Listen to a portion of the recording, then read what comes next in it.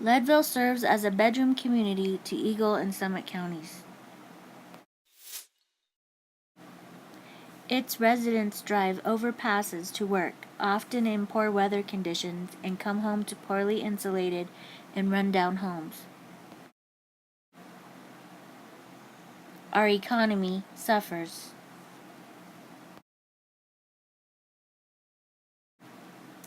Voices of community organizations working together to make Leadville a more sustainable community have their opinions about what issues are contributing to poverty in Lake County. In Lake County, we have a lot of wonderful things going on in the community, but things tend to be grant funded, almost 100% in this community. And that can be a big challenge. You know, grants start and they end. And when they do end, that often means that a program, a project, or even an agency, unless they're able to find funding elsewhere, they can no longer continue. They can't exist any longer. And the effects of that are felt throughout the community. It's a ripple effect. The underrepresented population in Leadville often fear having a voice in the community and do not get involved. Cultural issues, people are afraid. Leadville has no community garden or access to local food. Our Safeway has 18% higher costs than the national average, and 50% of Leadville residents are on food stamps. So a big sustainability issue in Lake County that is contributing to poverty is the overly high pricing of healthy foods and vegetables at our Safeway, which is far higher than those at competing grocery stores, including in some cases Whole Foods for some food categories. And in a big food in the budget of a family living below the poverty line is a huge portion of what their annual income is spent on. 58% of Leadville's population are immigrants. Most live in mobile home parks right outside of town.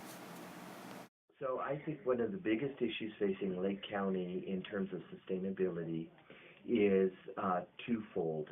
One is the recent immigrant communities and their lack of integration into the social fabric of Lake County. And that also manifests itself into the K through 12 educational system. And until we figure out a way to integrate this community, educate them, provide a future for these immigrants who will most likely stay in the community to give back to the community, I think we have a real sustainability issue. Housing inequity does not promote diversity within a community. One of the major sustainability issues affecting poverty in Lake County is our housing inequity. A lot of our residents that are lower income or underserved have to live in trailer parks, which are a distance away from the community, and they also have to drive many miles over the hill to go to work every day, which results in a lot of money spent on gas, as well as less time spent at home with their families, which in turn affects their children. This housing inequity, I believe, can be addressed by consulting with developers who are willing to build low-income housing or mixed-income housing in town, and I believe that this would greatly solve our issue.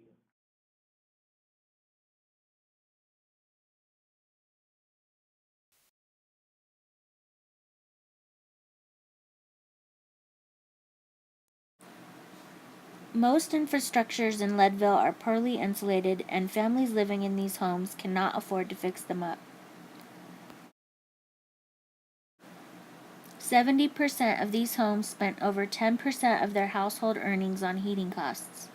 Of these 70%, nearly half spent over 20% of their income on energy bills. The results are an inability to keep their homes warm enough, creating a reinforcing feedback loop, perpetuating energy poverty.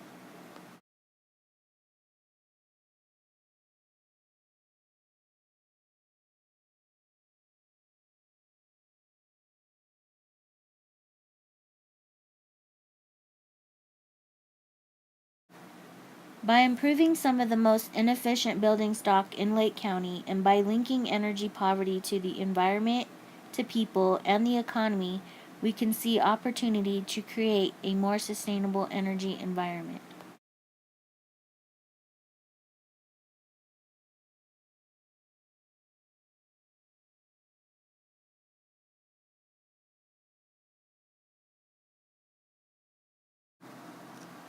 Relying on the system to pay energy bills that these families cannot afford creates a system trap, shifting the burden to the intervener, paying to heat the home versus fixing it by weatherization.